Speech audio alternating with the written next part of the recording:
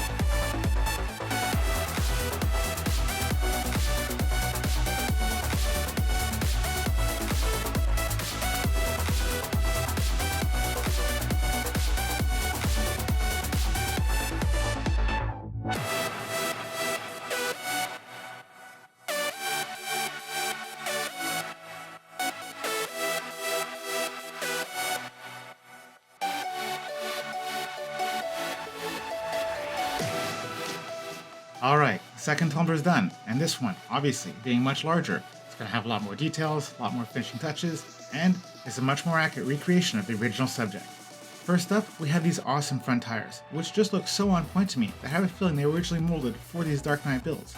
Starting with the Tumbler and Batpod that were released a few years ago, and now re-released for this new Tumbler. Each of these are mounted on only one side, supported by a massive support structure on the outer edge of the vehicle, and sandwiched in between them is that little window which you get to view out of when you switch from the upright seating position for driving to that laid down position when you're ready to take the tumbler for a jump. Flanked on either side by some heavy duty struts and supports, the headlights, and if they were depicted here, this is also where you find the machine guns. A little further back, we find the windshield, which is looking very robust and solid, split in two and reinforced on all sides, with a large support beam down the middle. Just beneath, there's a pair of windshield wipers, and above, another set of headlights.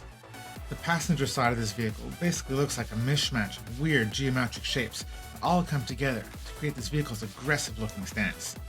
The passenger window, just like the front windshield, is looking very reinforced. A little ahead of the rear wheel is a large air intake, which will be needed to cool a massive engine that powers this beast. And then there's the air braking system, which, on this side of the vehicle, comprises of these four panels. That, in a moment of extreme deceleration, would change your angle, reducing the tumbler's aerodynamics and helping to slow it down. And as we swing around to the backside, it's pretty hard to miss these absolutely massive tires. On their own, I already find them to be quite impressive, being the largest tires in my LEGO collection and coming with this great off-road tread. And with the tumbler coming in 4 of them, all lined up across the back, the muscle car look of this machine is, like every other aspect of this vehicle, unmatched. In the center is the exhaust for the jet engine. Tucked closely in on either side are the large springs this vehicle could need as part of its very robust suspension system, which don't actually function. This kit actually has no suspension, but they look pretty good. And there's a few other little gauges and some other whatever just above that. And as we continue around to the driver's side, we'd find, much as we'd expect, pretty much the same as we had on the passenger side. Air flaps, air vents, the driver's side window, odd geometric shapes throughout, which make way to the front of the vehicle, where we come back to that cool looking slick tire mounted on one side. Now to the interior, which is quite easy to access by pulling off these 2 panels in the roof, which reveal a pleasantly detailed scene within. On Batman's side, he's got his fancy steering wheel, then he has 2 instrument panels to the left of him, 2 in front of him, which is pretty much the same thing as we have on the passenger side, 2 on the side, 2 in front, and then between them, some more displays, and the throttle control. And of course, there's some nice large seats in here as well.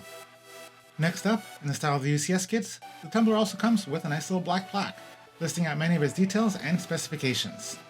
And then, also quite common for the UCS style kits, this one comes with a display stand, having a little portion that you can quite easily fit to the bottom of the vehicle, and able to rotate, making it easy to show off from every angle when your guests want to have a closer look.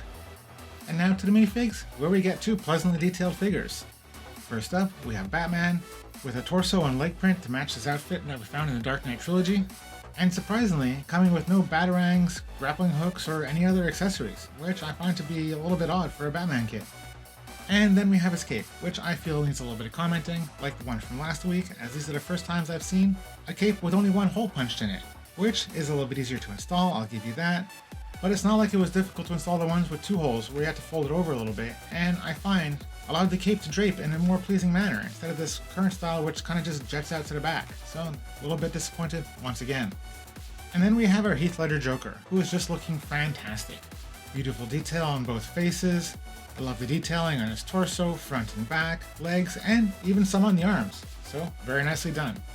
And to display these, in the same style as the ones we got from the 1989 Batwing and Batmobile, we have this little ledge with 2 gargoyles where you can affix your figures, which I also find to be a little bit confusing. With the other 2 sets, this is a reference to the end of the movie, where the Joker unfortunately met his end. But there was no scene quite like this in the Dark Knight trilogy, so I'm not quite sure what they're getting at with this. Sure, it kind of matches a little bit, and that's kind of interesting, but ultimately it is out of place. Now, last week's tumbler, the Play Size edition, was actually a little bit of a disappointment on the play side, while it also surprised me a little bit with its display value. So, how did this one stack up? This one, being the larger of the 2, clearly has the better detailing, and those really cool slick tires plus the massive set in the back really give much more of an impression of how much of a beast this machine is.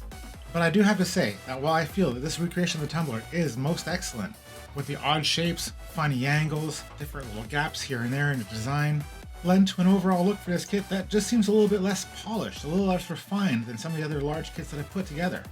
When comparing it to other kits of its size, mainly speaking of the 1989 Batmobile and Ecto-1, I just don't find it to be looking quite as impressive or leaving with that same sense of awe.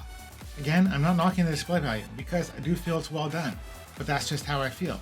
How about you? Please let me know in the comments below. As to its play value, this kit pretty much has none. There's no steering, there's no suspension, it's not minifig scale, no projectiles, and it's too large and unwieldy to play with it at all really. But this comes as no surprise, as this is exactly what I was expecting the set to be. And then finally, as to parts of interest, I think it goes without saying that these wheels are definitely the highlight. The 2 large slick ones in the front with that great tread pattern, and the massive quad set of monster truck tires in the back, are all very appealing in my book. So, for my concluding thoughts, I gotta say that this is a pretty great display piece. It's large, it's easy to spot, people who know the tumbler will definitely recognize it and be drawn to it, but ultimately, I do find it looking a little bit less finished, a little less polished than some of the other large display pieces in my collection. So if you're a Batman fan and have been collecting the large Batman kits, I'm sure you're going to get this kit, and I have no doubt that you're going to love it. But ultimately, as much as I like this kit, I honestly don't find myself loving it. Not like the 1989 Batmobile, which is one of the favorites in my entire collection.